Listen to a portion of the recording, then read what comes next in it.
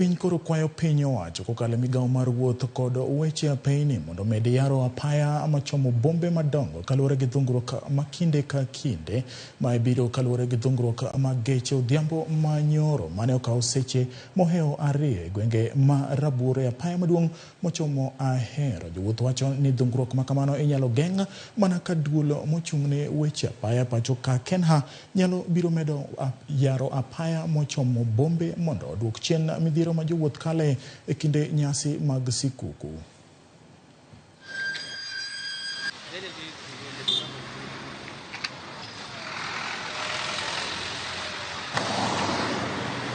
Na Busia wuok Busia mapema koro katundo Kisumu kae to jamni omaka masetieko seche 2.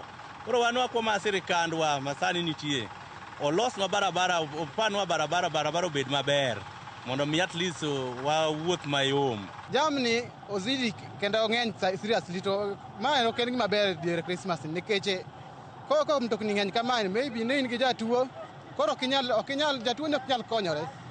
Ma koro wakwayo jo sirikal gi mondo ng'iwa koko jamni nyalo rumo kaendi. Mano e kwayo marwa kende. Samoro in gi jatuo ichung'e ndara onge kaka inyalo dhi kuonde maboyo.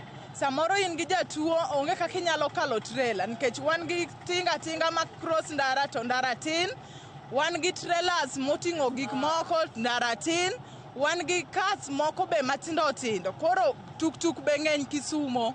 Koro sirikal ong'iwa mondo okonywa.